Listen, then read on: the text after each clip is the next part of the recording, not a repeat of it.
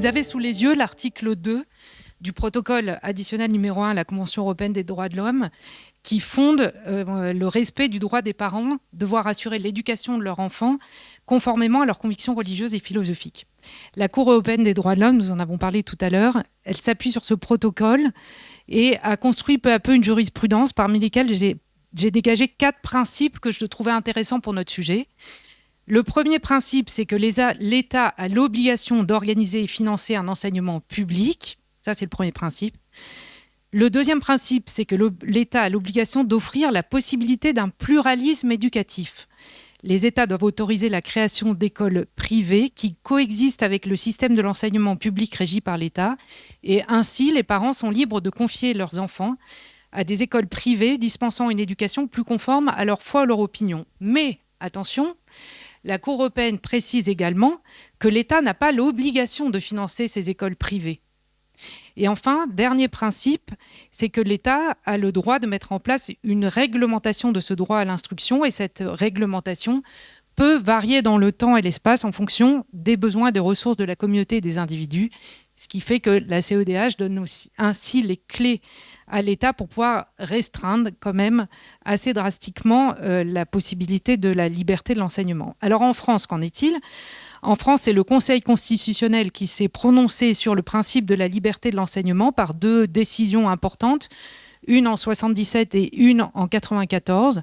Et pour résumer, le Conseil constitutionnel a reconnu comme principe de la République, principe fondamental de la République, le principe de la liberté de l'enseignement.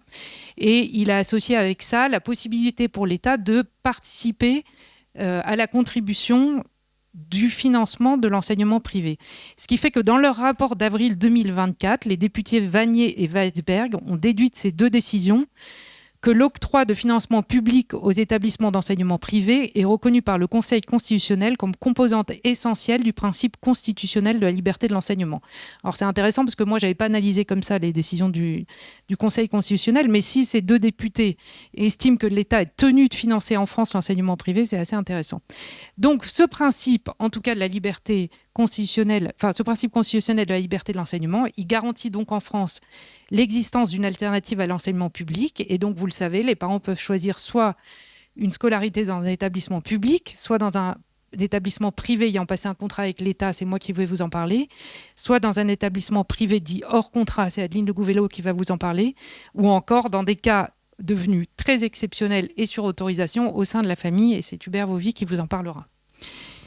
Donc moi, je vais vous parler du choix par les parents d'une scolarisation dans un établissement privé ayant passé un contrat avec l'État. Donc vous savez que cette possibilité résulte de la loi dite Debré du 31 décembre 1959, qui a été aujourd'hui codifiée dans le Code de l'éducation et qui dit que dans les établissements privés qui ont passé un des contrats prévus aux articles, je ne vous les cite pas, l'enseignement placé sous le régime du contrat est soumis au contrôle de l'État. L'établissement, tout en conservant son caractère propre, doit donner cet enseignement dans le respect total de la liberté de conscience. Tous les enfants, sans distinction d'origine, d'opinion ou de croyance, y ont accès. Donc, vous savez peut-être très rapidement, il y a 2 types de contrats. Le contrat simple pour les établissements primaires et le contrat d'association qui est celui qui lie la plupart des établissements privés sous contrat.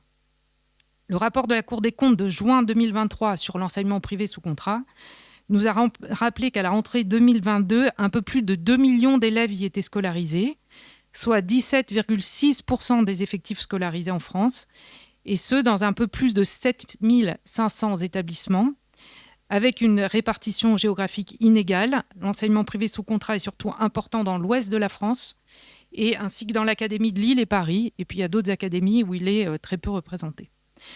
Alors, que signifie aujourd'hui pour les parents le choix d'une scolarisation dans un établissement privé sous contrat, c'est-à-dire dans un établissement, je vous l'ai dit tout à l'heure quand j'ai cité le Code de l'éducation, dans un établissement doté d'un caractère propre.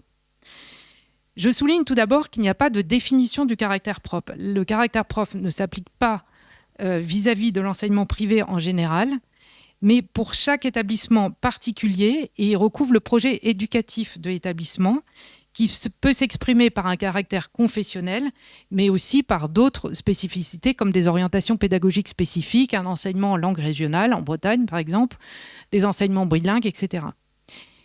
96% des élèves scolarisés dans un établissement privé sous contrat le sont dans l'enseignement catholique. Et pourtant, ce n'est pas nécessairement cette caractéristique qui a guidé le choix de la scolarisation de leur enfant. Ce choix peut être opportuniste pour échapper à un établissement scolaire public en difficulté, ou alors pour une spécificité offerte qui va aussi constituer le caractère propre de l'établissement, tel qu'un internat, une telle langue étrangère, un projet pédagogique particulier. D'autres souhaitent la transmission de valeurs décrites dans le projet de l'établissement, et puis d'autres, enfin, se tournent vers l'enseignement confessionnel pour une transmission de la foi, pour une coéducation en accord avec leurs convictions, notamment religieuses. Le caractère propre, sans lien avec un projet professionnel, ne semble pas aujourd'hui susciter de difficultés, hormis peut-être celle de la légitimité du financement par l'État, mais donc je ne vais pas aujourd'hui traiter ce point. Je vais circonscrire ma réflexion aux controverses qui se développent autour du caractère propre confessionnel. Parce qu'en effet, ce qui semblait une évidence au moment de l'adoption de la loi Debré devient aujourd'hui une véritable interrogation. Est-ce qu'il est encore possible aujourd'hui pour un établissement privé sous contrat d'avoir et de défendre un caractère propre confessionnel ? Et donc pour les parents, est-il encore possible dans un établissement privé sous contrat de trouver une alternative à l'école publique ? Et vous savez que c'est un peu l'objet de la commission d'enquête qui a eu lieu tout à fait récemment à partir des violences mises à jour dans les établissements scolaires, notamment privés, mais qui remet en cause aujourd'hui une grande partie de ce qui fait l'ADN des établissements privés sous contrat. Donc plusieurs points qui aujourd'hui posent difficulté. D'abord, le respect de la liberté de conscience. Je vous l'ai dit, tout enfant, tout professeur doit pouvoir être accueilli dans un établissement privé sous contrat, y compris s'il ne partage pas le projet confessionnel de l'établissement. Or, aujourd'hui, l'enseignement privé se voit ajouter des obligations de mixité sociale qui demandent notamment d'augmenter la part des élèves boursiers en favorisant les inscriptions de ceux-ci parmi les familles sollicitant une inscription. Donc, un établissement pourrait se retrouver dans le cas de figure où il pourrait devoir favoriser l'inscription d'un élève boursier indifférent, voire hostile au caractère confessionnel, mais qui veut quand même s'inscrire là, au détriment d'élèves désireux de bénéficier de ce caractère, mais non boursiers, et qui donc devraient rester dans le public faute de place. Deuxième point de friction, on va dire, les programmes d'enseignement ont été au fil des années élargis pour couvrir des domaines qui relèvent des modes et usages de vie en société, donc enseignement moral et civique, enseignement de la défense, enseignement des problèmes démographiques dans leur rapport avec les questions morales et familiales, éducation à la santé, à la sexualité, etc. Et ces enseignements peuvent entrer en contradiction avec des convictions philosophiques et religieuses des parents, des points soutenus par telle ou telle religion. Et le Conseil d'État a, jusqu'à ce jour, tenu fermement une interprétation restrictive du caractère propre, puisqu'il dit que le caractère propre, il est attaché non pas en tant que tel à la liberté d'enseigner ce qu'on voudrait, mais seulement à la liberté d'organisation. Et c'est la raison pour laquelle, s'agissant du programme EVARS, qui donc, Pascal vient de vous en parler, qui rentre en vigueur à compter de la rentrée de septembre 2025, il est applicable aussi aux établissements privés sous contrat parce qu'il est un programme. Troisième point de friction, les cours de religion. Les cours de religion dans les établissements privés sous contrat sont nécessairement facultatifs compte tenu de la liberté de conscience. Mais jusqu'à maintenant, il restait possible pour les établissements d'organiser des cours de culture religieuse obligatoires qui donnaient les informations essentielles sur la religion à laquelle était rattaché l'établissement en question. Or, et d'ailleurs, c'est les attentes des parents. En général, ils demandent à ce que les enfants soient formés d'abord sur leur propre religion avant d'être formés sur les autres religions. Mais aujourd'hui, c'est remis en cause, notamment par cette commission d'enquête de l'Assemblée nationale, qui dit que le cours de culture religieuse, s'il veut être obligatoire, il devrait donner des informations sur l'ensemble des religions en étant, totalement équivalent en temps et en informations dispensées sur toutes les religions. Et de même, aujourd'hui, sont contestées les activités qui jusqu'à maintenant étaient considérées comme obligatoires dans des établissements, comme par exemple l'allumage de bougies par tous les élèves à l'occasion de l'Avent, ou l'obligation pour tous les élèves de participer au bol de riz à l'occasion du carême. Eh bien, tout ça s'est remis en cause puisqu'on dit que ça heurte la liberté de conscience des élèves qui ne partageraient pas la foi professée. Voilà. Et c'est désormais même quatrième point, la transmission lors des séances selon les établissements, de catéchèse, d'aumônerie ou de cours d'éthique facultatif, des valeurs ou des éléments de doctrine d'une religion qui est aujourd'hui remise en cause dès qu'il serait en désaccord avec les options posées par l'État français. Le 21 mai 2025, lors de l'audition par cette commission d'enquête des inspecteurs généraux chargés de l'enquête administrative au Collège Stan en 2023, le député Paul Vannier a assimilé en filigrane la position de l'Église catholique sur l'IVG à une remise en cause du droit à l'avortement, en disant que c'était un discours contraire à la Constitution et aux lois de la République.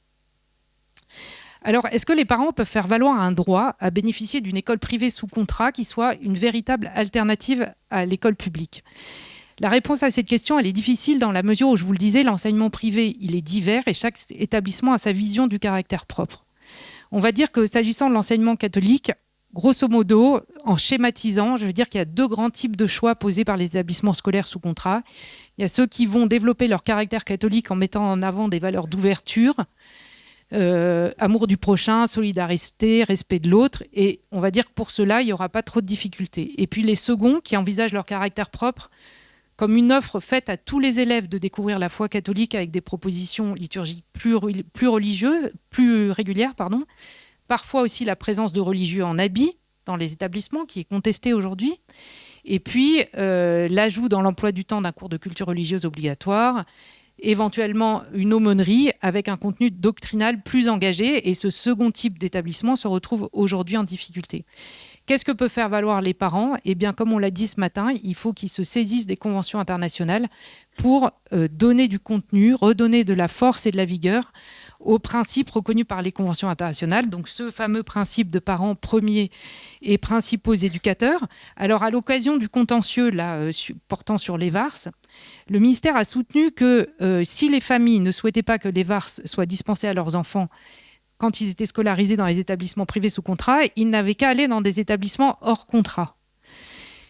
Donc, ce n'est pas du tout satisfaisant, puisqu'on sait que la possibilité de s'inscrire dans un établissement hors contrat, elle est quand même assez limitée, elle a un coût. Et donc, c'est la raison pour laquelle il faut vraiment que les parents puissent faire valoir la possibilité d'avoir une réelle alternative à l'enseignement public, qui ne soit pas que l'IEF, qui est quasiment impossible, ou les établissements hors contrat. Ça, c'est le premier principe. Le deuxième principe, c'est se battre sur la liberté d'enseignement et le contenu des programmes, puisque normalement, la Convention internationale des droits de l'enfant et le Pacte international relatif aux droits économiques, sociaux et culturels dont on a parlé ce matin, ils imposent que l'éducation dispensée dans les établissements privés doit être conforme aux normes minimales que l'État aura prescrites. Or, aujourd'hui, on n'est plus dans des normes minimales. Quand on voit le champ de l'éducation dispensée par l'éducation nationale, on n'est plus dans des normes minimales. Donc ça aussi, c'est un principe qui pourrait servir de base pour les parents, pour défendre leur droit à bénéficier d'une véritable école privée. Il faut que je conclue. Je dis juste, troisième point, la liberté religieuse des élèves. Voilà, si on veut que la liberté religieuse des élèves soit respectée, eh bien, il faut que l'établissement catholique, y compris privé sous contrat, puisse proposer la religion catholique et pas un ersatz de religion qui serait conforme à ce qu'en attendent les députés de l'Assemblée nationale.